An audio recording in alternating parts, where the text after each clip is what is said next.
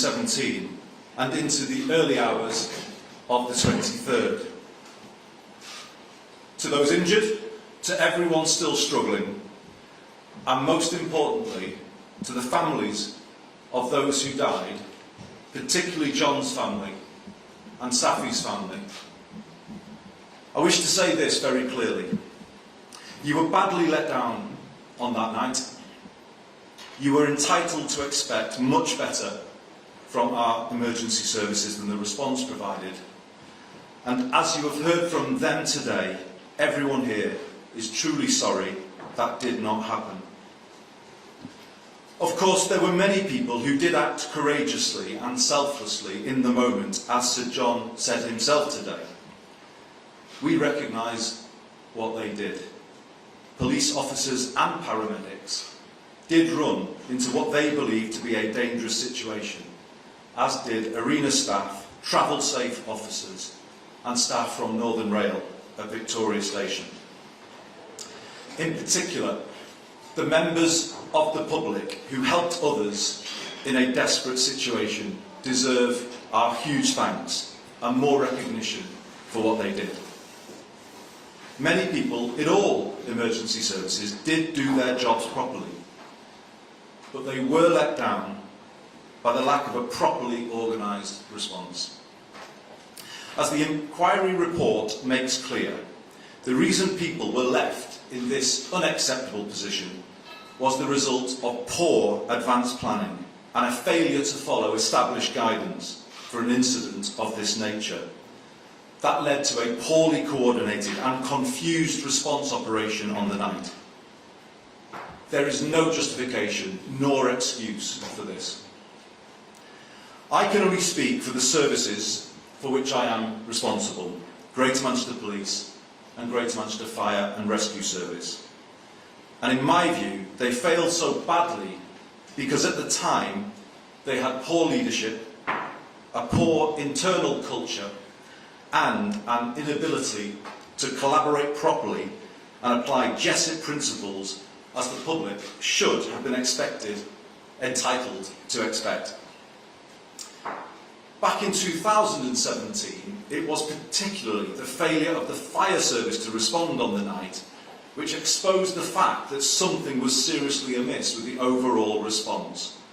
That was the reason why the Deputy Mayor and I decided it would be wrong to wait for this public inquiry to conclude, and instead we initiated our own process of inquiry and learning. We asked Lord Kerslake to undertake a non-statutory review so that we could begin to understand what had happened and make changes to our police service and our fire service at the earliest opportunity.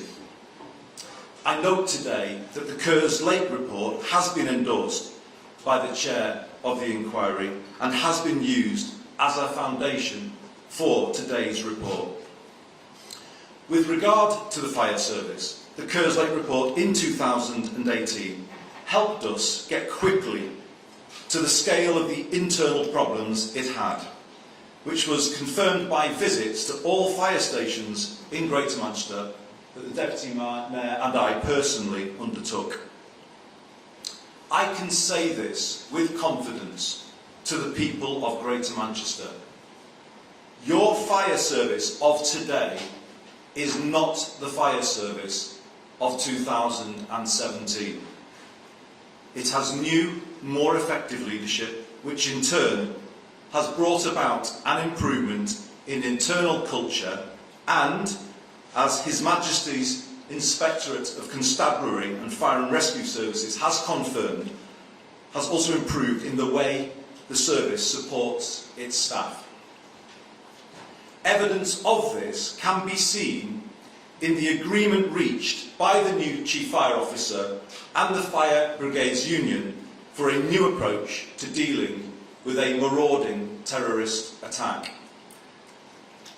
Greater Manchester Fire and Rescue Service is currently training all of its firefighters to respond in that eventuality, equipping all pumps with the capability, and alongside London is the first fire service in the country to do so.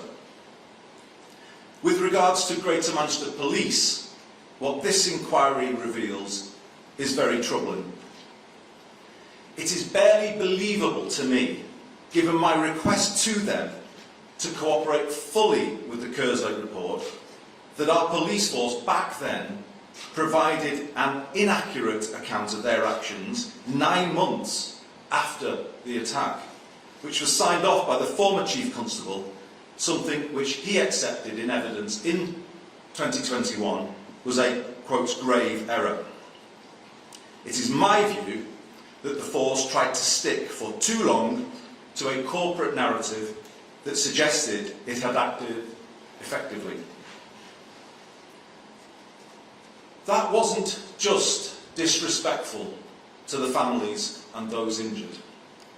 It had the effect of misleading myself and the Deputy Mayor, denied everyone the opportunity to learn, and delayed the action needed to improve the force. This is sadly something we have seen in the aftermath of other disasters, and a pattern that keeps on repeating. In late 2020, I had all the evidence I needed to change the leadership of Greater Manchester Police, and that is what I did. Last week, His Majesty's Chief Inspector of Constabulary confirmed that there has been a total turnaround since. So I can also say this with confidence to the Greater Manchester public. Your police force of today is a very different entity to what it was in 2017. But there is no complacency at all on our part. We will face up fully to every single word and recommendation in this report to ensure that the process of improvement and learning in both services continues, and the Deputy Mayor will say more about this in a moment. However, I see 4 additional substantial actions which are needed in the light of what has been revealed today. First, I have asked the new Chief Constable and Chief Fire Officer to consider whether we need a major overhaul of the handling of 999 calls in Greater Manchester. While I do not criticise individual members of staff, it is clear that North West Fire Control did not adequately support the response on that night. This has led me to question whether the arrangement of handling 999 fire calls in a separate service outside of Greater Manchester is the right one for us going forward, particularly when it comes to mounting the best joint response we can to major incidents. Therefore, I have asked for an evaluation from both chiefs on whether we should co-locate police and fire in a joint control room in Greater Manchester. I expect to receive that in the new year and will make a further statement then. Second, I am clear that this inquiry provides a major point of reflection and learning, not just for our police force, but indeed for every police force in England and Wales, and public service in the country. Time and again, in the aftermath of major incidents, we have seen how public services have failed to tell the truth at the first time of asking. This doesn't just deny bereaved families the answers they deserve, which is appalling in itself. It denies those organisations the opportunity to learn and change. A legal duty of candour on all public servants would break this pattern that keeps on repeating. It would empower police officers and public servants at every level to say what they feel needs to be said to all official inquiries, and thereby resist any pressure from above not to do so. In that way, it would be a protection against the wrong behaviours that can lead to poor cultures. It is 5 years this week since Bishop James Jones recommended a statutory duty of candour in his report on the experience of the Hillsborough families. Given that a previous Prime Minister personally commissioned his review, I consider it disrespectful to her, to the Hillsborough families, to the Manchester Arena families and the Grenfell families, that review has lain on a Whitehall shelf for 5 full years without so much as a government response. This cannot continue. I have had a constructive meeting this week with the new Home Secretary, and I call on her to bring forward a response as soon as possible and to accept the need for a statutory duty of candour. In my view, a culture of speaking candidly is what our new Chief Constable has brought to Greater Manchester Police. It is what has helped us to exit special measures, and it can do the same for other police forces as a tool for learning and improvement. But it needs to be enshrined on a permanent basis. To help, if the government would like to trial its approach, I would like to offer Greater Manchester to the Home Secretary as a place where we would be willing to do that, working in partnership with the Home Office.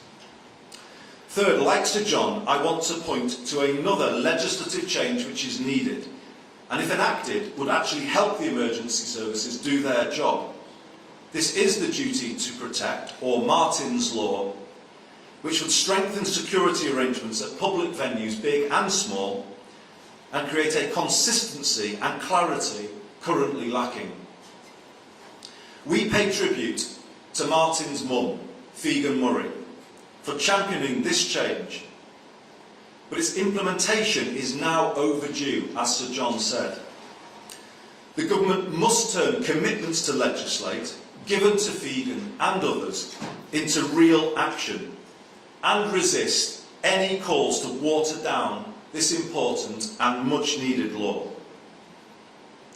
Fourth and finally, I want to ensure that the findings of this authoritative and important public inquiry will be protected in perpetuity and not be allowed to be undermined or subverted by those who wish to present false narratives and conspiracies. I find it utterly abhorrent that people injured in this atrocity and families bereaved have been harassed and trolled by those who seek to portray it as a hoax. I can barely believe that something like this is even happening in a country like ours. But I have seen also how it is becoming more common for the victims of this and other disasters to be on the receiving end of trolling using false narratives. I call therefore on the government to consider making it a specific offence to deny the facts about major disasters, such as the deaths that occurred, and to subvert the findings of non-contested inquiries like this, creating false narratives and conspiracies which re-traumatise victims.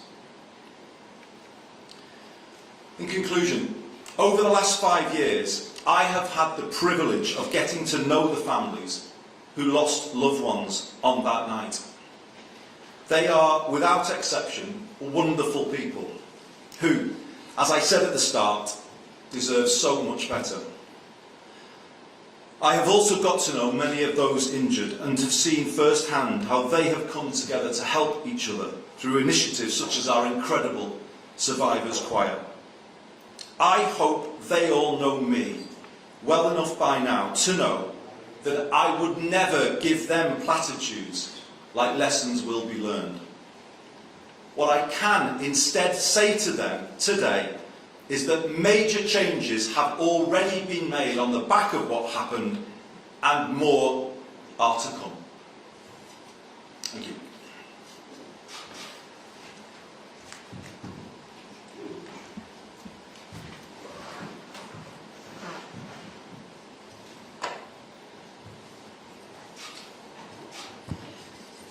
Good afternoon.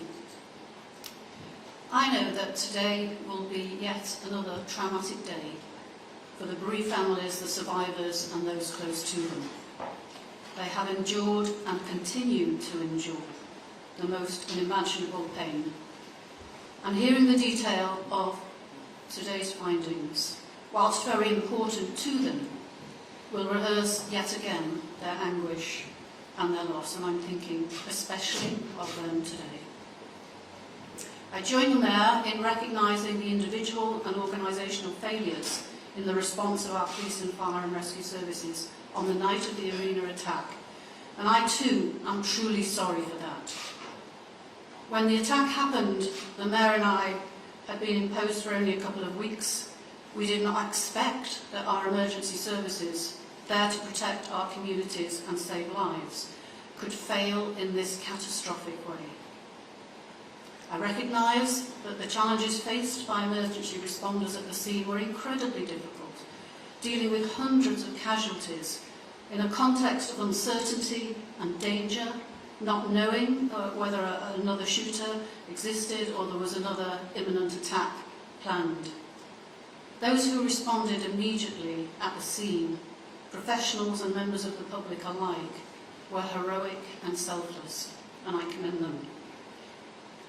They did the best they could, while some of their senior commanders failed them and failed the victims. 36 hours after the attack, the Mayor and I went to the city room. We talked to the forensic experts and counter-terrorism detectives who had already, even by then, made significant progress in securing evidence from what was a devastating scene. The painstaking investigation that followed was meticulous, as was the support for families and survivors. The successful extradition and prosecution of the terrorist brother and accomplice was a major achievement. However, commendable as all these actions were in the days, months and indeed years after the attack, they cannot eclipse the terrible failures of the emergency services on the night. I too extend my thanks to the Chair of the Inquiry, Sir John, and to his team. Today's report has been a long time coming. It's very thorough, and whilst we'll need some time to digest all the detail, we accept the findings in full. I want to repeat at the outset what the Mayor has said, that Greater Manchester Fire and Rescue Service and Greater Manchester Police that we have today are unrecognisable from the organisations the Mayor and I inherited in 2017. There have been two distinct phases of transformation since then, which have led to these significant changes. Firstly, immediately after the arena attack, we knew we could not wait for years for an official inquiry before the families and the public had some answers. And that's why, as the Mayor said, we set up the Kerslake Review, which was published in 2018. Under the framework of the Greater Manchester Resilience Forum, which I began to attend personally, a robust process of implementation of all the Kerslake recommendations was begun and monitored closely.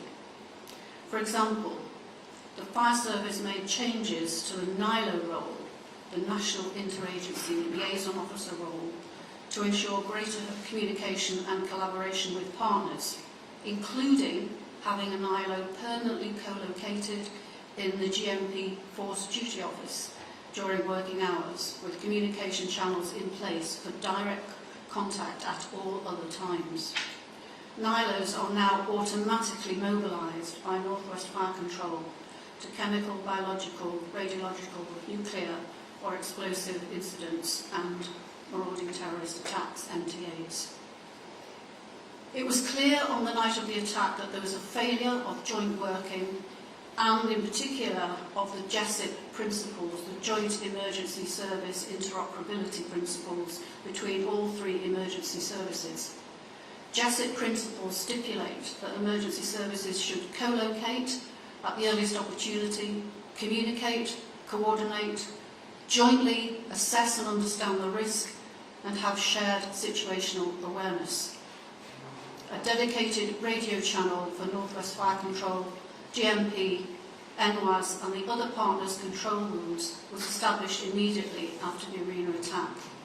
Since then, the system has evolved, and the current system, the Emergency Service Interoperability Control, allows for communication between control rooms across the North West.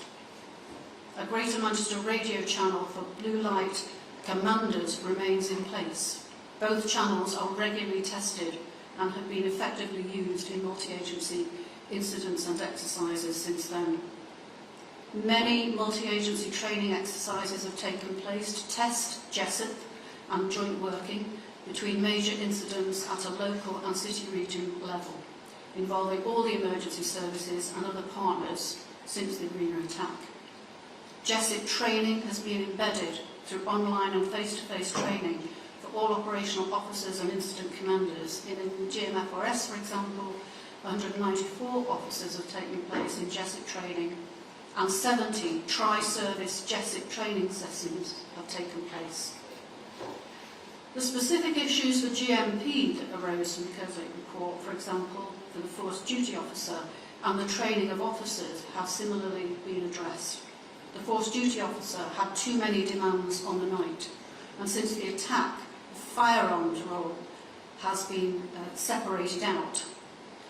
The Force Duty Officer is now based at GMP headquarters, and in the event of an incident, JESIP principles are implemented immediately, such that the Force Duty Officer is fully supported at headquarters and other emergency services co-locate with them. The second phase of organisational transformation, subsequent to these immediate and specific post-attack measures, has been for both the police and the fire service a fundamental change in leadership culture, organisation, accountability, governance and performance management. The Mayor's already referred to the fact that many firefighters contacted both of us with their concerns about the leadership and the culture in the fire service, and that we visited every fire station and premises to make sure the voices of officers and staff were being heard. We changed the leadership, appointed a new interim chief fire officer, and instituted a wide-ranging programme of change in every area of organisational and operational activity. Following his appointment in 2020, under Chief Fire Officer David Russell's leadership, there has been a sea change in the culture of the organisation, recognised by the Chief Inspector, who now judges the service to be good in this area. With the Chief Fire Officer, the Mayor and I have also set new priorities for the fire service, outlined in the fire plan, and the service continues to make the improvements it needs. The Mayor's already spoken about improvements to our MTA, our MTA capabilities, I beg your pardon. And every one of our firefighters is receiving enhanced training, and specialist equipment will be available on every fire engine, so they can respond quickly and effectively to a terrorist attack or mass casualty incident. The training includes a practical multi-agency training day with the Blue Light Partners and North West Fire Control, and is aligned with the police and ambulance services, including joint JESIP training exercises to test our integrated response. And in September 2022, the Chief Inspector removed the cause of concern for MTA and was satisfied that the new capability would provide a robust response to any future terrorist incident. In relation to GMP, the substantive failure of leadership by senior commanders identified by the inquiry report today is an indictment, but it's one that has already been identified by Her Majesty's Chief Inspector, and we have acted to change fundamentally the leadership, culture and performance across the board. 2 years ago, the then Chief Constable was asked to leave, and Stephen Watson was appointed last year. He began immediately defining the new strategic direction to secure the necessary improvements and building a new senior officer team. The Chief Inspector last week, as you've heard, released GMP from special measures in the light of the very significant improvements so far and that process of change continues. I am confident that both GMP and the Fire Service are fundamentally different organisations than they were in 2017. Focus now on serving the public effectively, on continuously improving their performance, accountable and transparent, and with outstanding leaders. There is no complacency here. We must now assess systematically the recommendations of the inquiry report against the measures we have already taken and ensure that all the outstanding recommendations are implemented in full as soon as possible. When we saw how the people of Greater Manchester came together during our most difficult time, demonstrated that exemplary civic and public response, stood together to show we were not going to let the terrorists win, then it's very clear to us that they deserve nothing but the best, and that's what we will strive for. Thank you.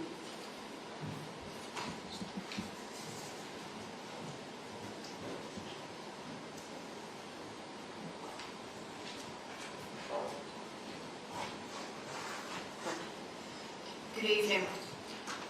22nd of May 2017 was a dark and harrowing day for our city and will never be forgotten by anyone in Manchester.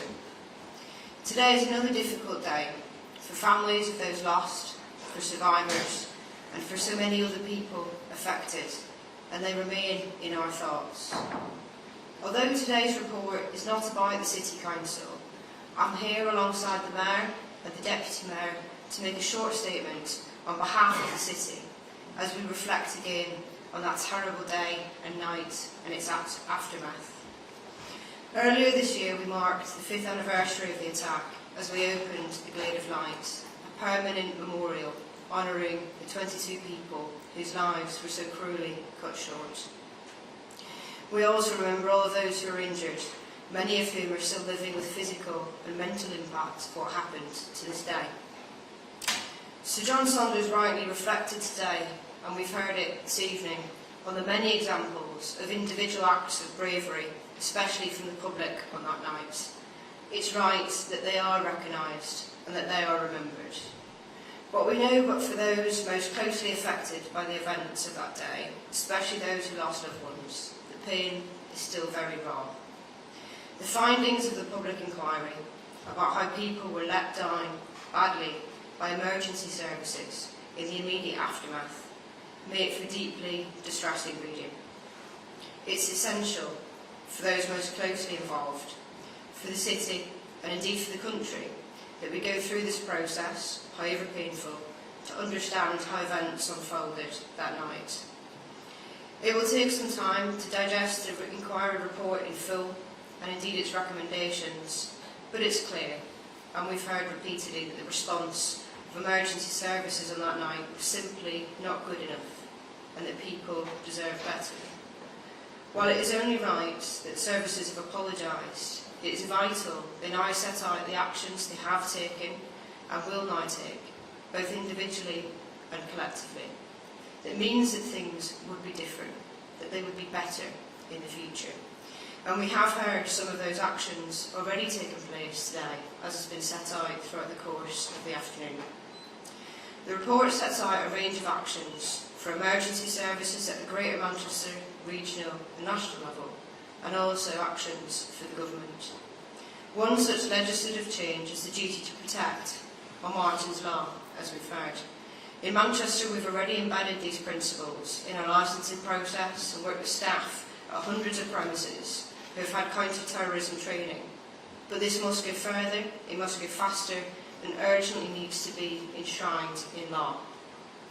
Sir John and the inquiry will monitor progress on the report's actions, and on behalf of the City and the City Council, I will seek assurances that these recommendations are and have been acted upon. Today's report is harrowing, it's deeply upsetting, and it's uncomfortable. But it's absolutely necessary, as it's imperative that actions are taken to address feelings, not just in honour of those who lost their lives on the 22nd of May 2017, or those whose lives will change forever, but so no one has to go through similar grief and trauma in the future. Manchester continues to support the important work of the public inquiry as it enters its final phase. And once again, I would like to convey my thanks to Sir John and the inquiry team. But importantly, and especially, pay a heartfelt tribute to the incredible families who've lost loved ones, and survivors who've painfully relived their darkest hours to ensure a true account was heard and to inform improvements for the future. Future response that must be better. And above all, my thoughts are with those killed, the families of those lost, and survivors and those affected on one of the worst days in our city's long history we will never forget.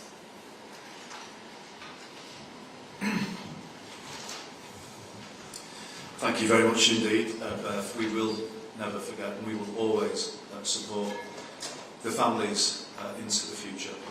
Colleagues, it's over to you to ask any questions to any of us actually, so start off. Phil McCann from BBC North West tonight. You talked about being misled by Ian Hopkins. He stayed in his job, of course, as Chief Constable for 3 years after the attack. I wonder if you feel that you can adequately hold him and other Chief Constables to account. I wonder if you feel betrayed by him, and I wonder if you regret keeping him in post for so long.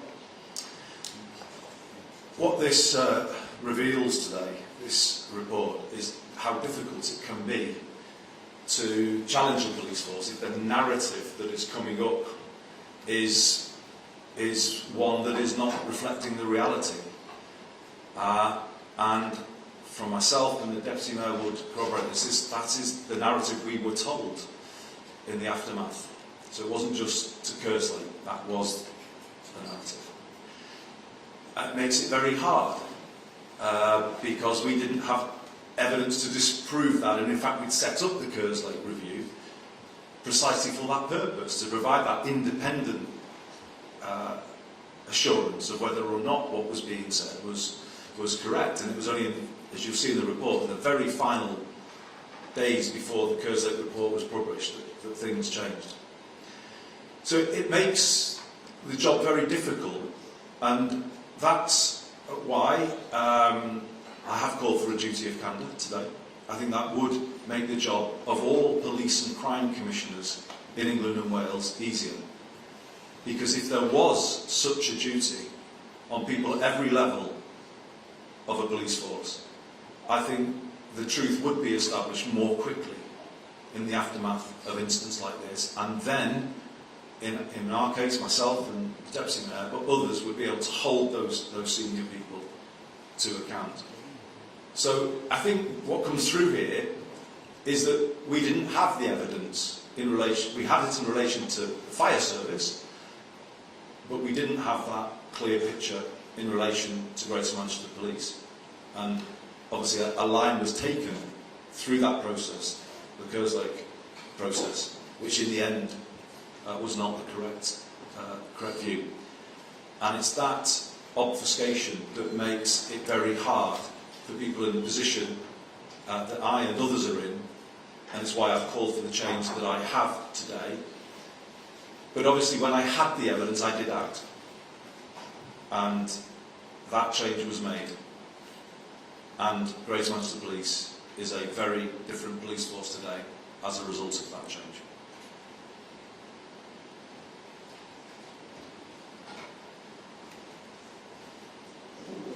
Hi, Kevin from Radio Manchester. On that, so the duty of candour, I mean, essentially what appears to have happened is the people up at the top came up with a narrative which essentially protected them. So are you saying that the duty of candour would be on the lower levels, so they would be obliged to speak out rather than keeping their mouth shut to protect the people above them? And on that, I mean, the Chief Constable of Police went with a healthy payout, no doubt. The boss of the fire service went with a healthy payout, no doubt. And people might be watching this, saying, with all the leaders saying lessons have been learned, thinking, well, I'm sure you don't want to make it personal, but there are two high-profile people at the top who oversaw all these failures, who walked away with a healthy payout. So is there some regret from you that was allowed to happen? Okay, thanks, Kevin. I'm going to take both of those questions. If you want to come in and answer as well, please do. On the first question, the duty of candor would apply corporately to an entity, a police service or another public body, but it would also apply individually on all people employed by that service. And the reason why I believe this is so profoundly important, because this is a pattern that has repeated through the decades, is that it would actually be a protection to those people in the lower levels of an organisation, because as I say, it would apply equally all the way down. It would be a protection for them if they chose to challenge a corporate narrative or speak out in a way that the organisation might find inconvenient. That is what you need, in my experience, if you want to get to the truth at the first and earliest opportunity. And getting to the truth at the first and earliest opportunity is massively in the public interest, because it's at that point that an organisation can start to learn and to then improve. And I can only say from our experience that it was when you finally can see the full picture and you can correctly say what's wrong, that the organisation can actually start to turn the corner and come back. So I think the duty of candor is profoundly important. It's 5 years today since this week since it was recommended. It really needs to move forward if the government is serious about removing the other forces from special measures and having a situation in this country where bereaved families are not re-traumatised by the false narratives and the pushing away that they often experience in the aftermath of events like these. On the second part of your question, as I just said a moment ago to Phil, when I had all the evidence I needed, I acted immediately. And in acting immediately, I wanted to make sure that I created the conditions as quickly as possible for the organisation to begin to improve. And the clear advice I received is that that would be better done by doing no more, I might say, than honouring contractual commitments. So there was no additional, it was only the contractual commitment that was in place. If I had tried to do more and reduce contractual commitments, then we would have ended in probably a protracted legal situation, which could at the end have cost more money. So the clear advice I had from the most senior officers in the Greater Manchester Combined Authority was to honour the contractual commitments, create the change as quickly as possible, and then open up the circumstances in which new leadership could come in. And I would say to you, Kevin, this evening, that Greater Manchester Police is the quickest police force out of special measures because of the actions that I and the Deputy Mayor took. Anybody else? Yeah, colleague, talk about Hi, Lyle from the Manchester Evening News. You said repeatedly that the police and fire service are sort of unrecognisable now as how they were 5 years ago. And you've said about how close you are with the families and how you've been working so much with them over the last 5 years. But just how much confidence do you have that if a similar situation were to happen today, that GMP fire service could act in a different way than they did then, and act properly as the reports you have? So thank you. So I have made that point, and the Deputy Mayor made that point, but in some ways don't just take our word for it. Look at what His Majesty's Chief Inspector is saying in relation to both services. They are assessed independently to be in a very different place than they were. On the second part of your question, I would refer to what I heard the Chief Constable say in the previous session. Leadership, I talk about leadership a lot. What is good leadership? Good leadership is doing it directly from the front. taking a grip of a situation. And I'm pretty confident I heard the Chief Constable say today that he would be the gold commando on a night, God forbid, if we were to see any repeat. And everything comes from that. The most senior people taking responsibility for a situation, providing the clarity then across the organisation. That didn't happen in 2017. But I have no doubt in my mind whatsoever, and I say this to the public of Greater Manchester, were there to be a repeat of something similar, I have no doubt that our Chief Constable and our Chief Fire Officer would be in the same room within a very short space of time. They would both be leading from the front, and from that, the officers providing senior leadership at the scene and everybody else would have absolute clarity as to what was expected of them.